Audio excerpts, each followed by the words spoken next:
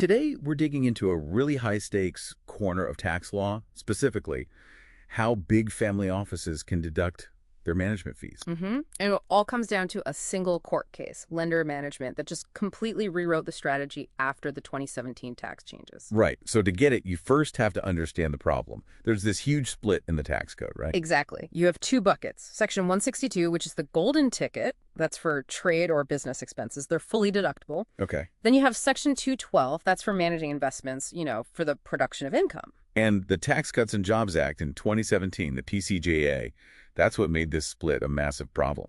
It basically created a cliff. A huge cliff. It just suspended all those Section 212 deductions for individuals. So for family office, their huge operating costs suddenly became either fully deductible or not deductible at all. Zero. It was all or nothing. All or nothing. And the crazy part is the main thing blocking them from using the good section, Section 162, was this case from 1941. 1941, seriously. Yeah. Higgins v. Commissioner.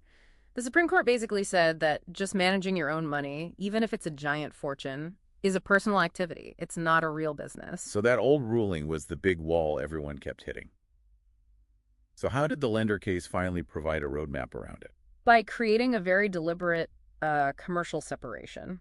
The lender family, yes, the lender's bagels family, they set up their structure very carefully. They had a management company. Let's call it the Manco. Okay, a Manco. And that Manco provided formal investment management services to a separate group of investment LLCs, which were owned by the extended family.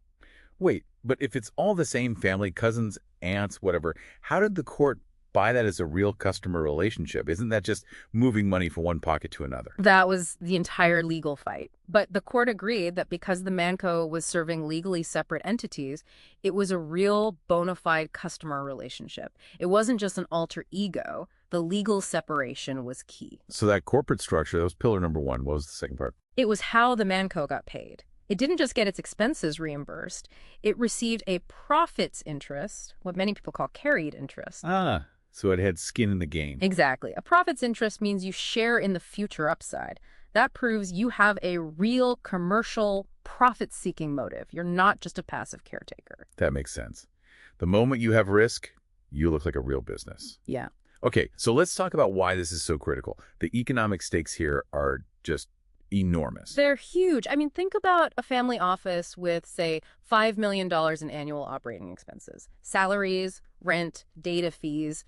If those costs suddenly become non-deductible, you're looking at a tax hike of almost $2 million every single year. That's a powerful reason to get your structure right. Yeah, and there's a break-even number here, right? If you take one thing away from this is it. Yeah, the break-even is surprisingly low. If your family office has more than about $125,000 in annual expenses, this lender structure is almost certainly worth it.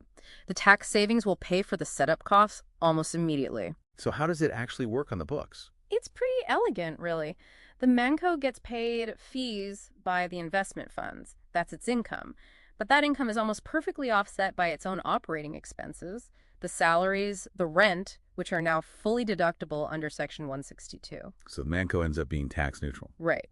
And the family investors get the benefit because the fees paid to the Manco reduce their taxable investment income. Okay, this sounds almost too good to be true. It's not a magic wand, I assume. You have to be careful. Extremely careful. You have to respect the corporate formalities. The Manco has to be the actual entity on the lease. It has to be the one signing the employment contracts and paying for the Bloomberg terminal.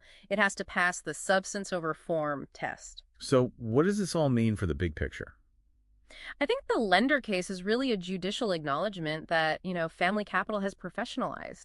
The modern family office isn't just a rich person passively watching their stocks anymore. It's a sophisticated financial firm. That's a monumental shift, from passive steward to a legitimate business. So here's a final thought for you to chew on.